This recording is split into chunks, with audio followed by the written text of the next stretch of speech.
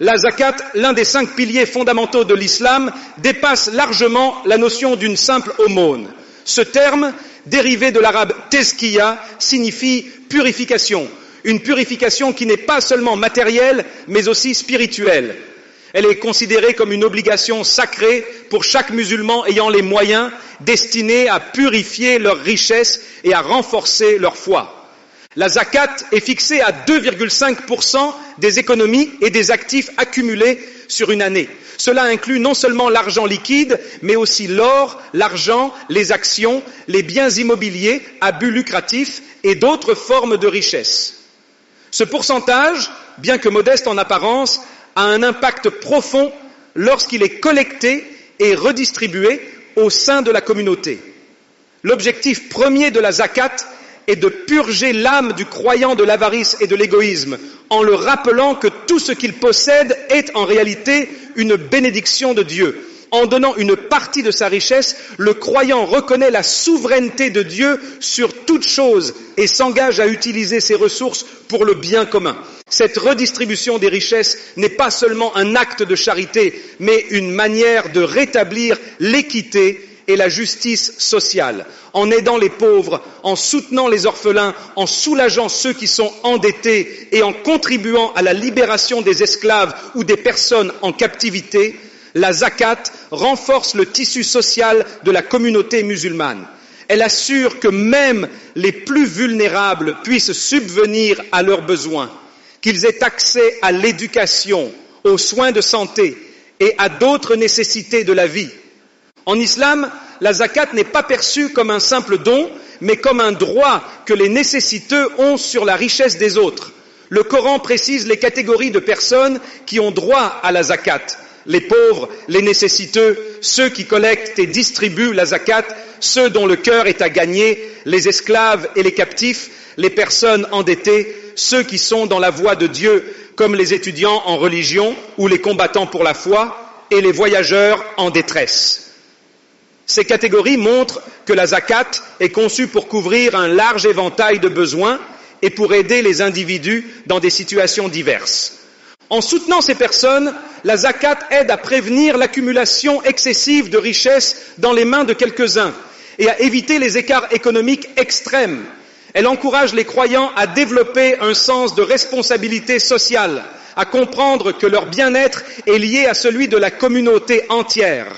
Cela crée une dynamique de solidarité où les membres de la société prennent soin les uns des autres, réduisant ainsi les tensions sociales et les conflits qui peuvent naître de l'injustice économique. La zakat ne se limite pas à être une simple obligation religieuse. En effet, elle est bien plus que cela. C'est un mécanisme puissant pour renforcer les liens sociaux et communautaires. À travers la zakat, l'islam cherche à instaurer un modèle de société où la solidarité, l'empathie et l'entraide sont des valeurs fondamentales. Cette pratique favorise un environnement où chaque membre de la communauté se sent responsable du bien-être des autres, créant ainsi une cohésion sociale qui transcende les différences économiques. L'impact de la zakat sur la réduction des inégalités économiques est profond. Dans de nombreuses sociétés, les disparités de richesse peuvent créer des tensions, des divisions et même de l'animosité entre les différentes classes sociales. La zakat, en tant que mécanisme de redistribution des richesses, joue un rôle crucial pour atténuer ces écarts.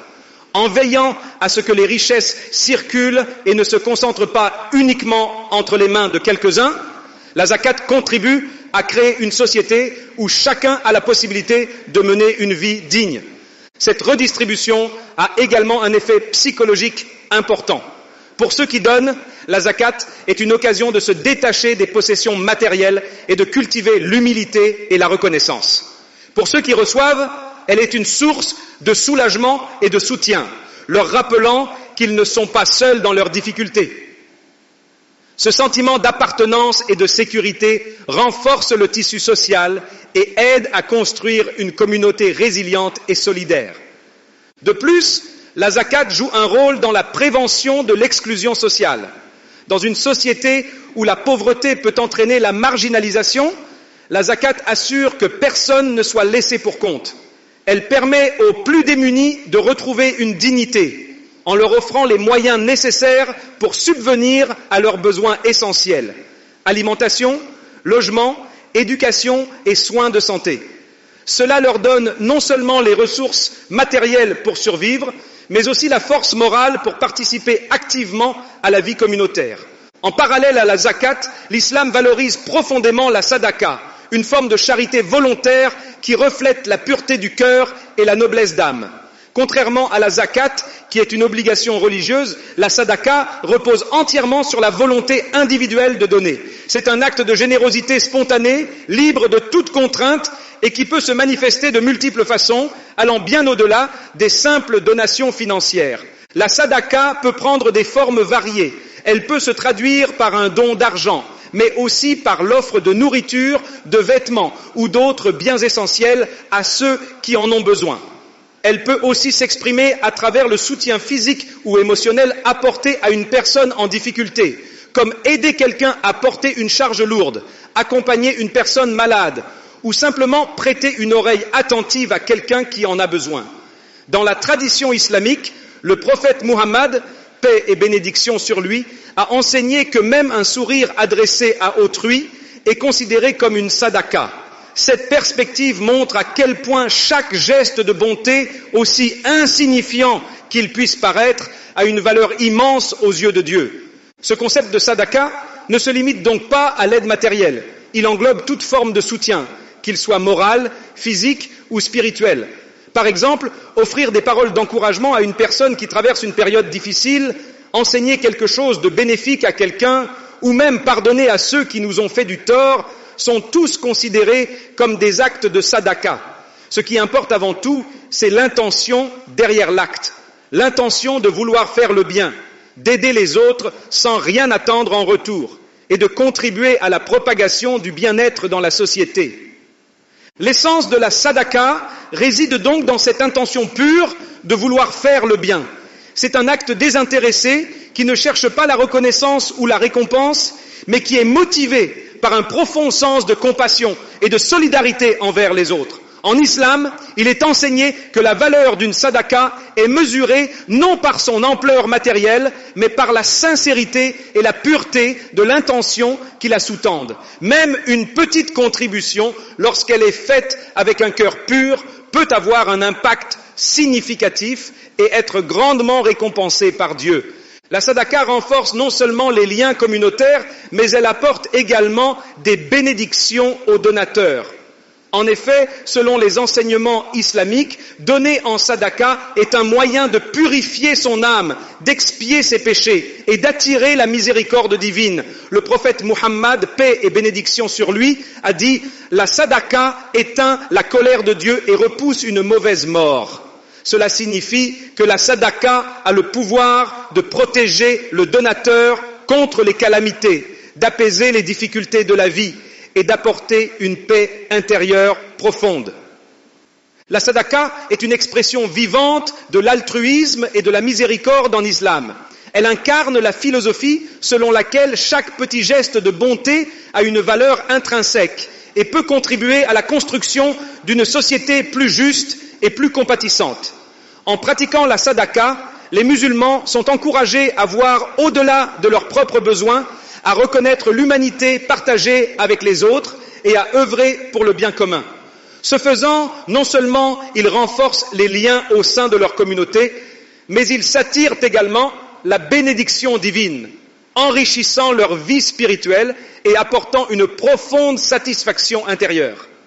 Dans une société moderne où l'individualisme semble parfois dominer, où la course au profit et au succès personnel prime souvent sur les préoccupations collectives, la zakat et la sadaqa se dressent comme des rappels puissants et nécessaires de l'importance de la solidarité et de la générosité. Ces pratiques islamiques ne sont pas seulement des rituels religieux, elles sont des actes profondément humanistes qui incitent chaque musulman à réévaluer ses priorités, à se détacher de l'attachement excessif aux biens matériels et à se recentrer sur des valeurs essentielles telles que le bien-être de la communauté et la proximité avec Dieu.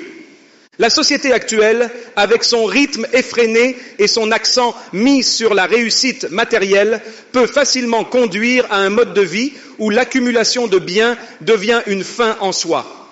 Les valeurs de partage et de soutien mutuel peuvent passer au second plan, éclipsées par la poursuite de l'enrichissement personnel.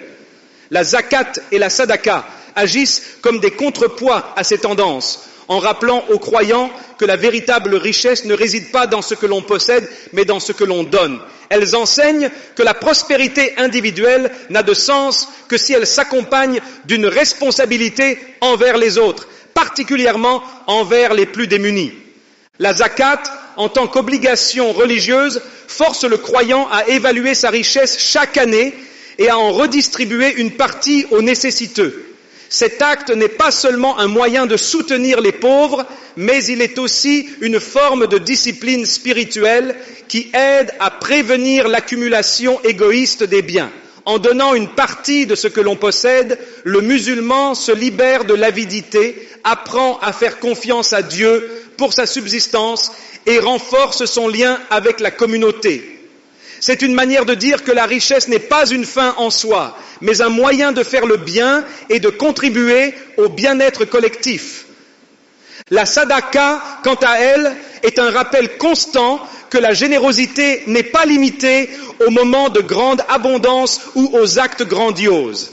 Elle peut se manifester de manière subtile et quotidienne, par des gestes simples mais significatifs.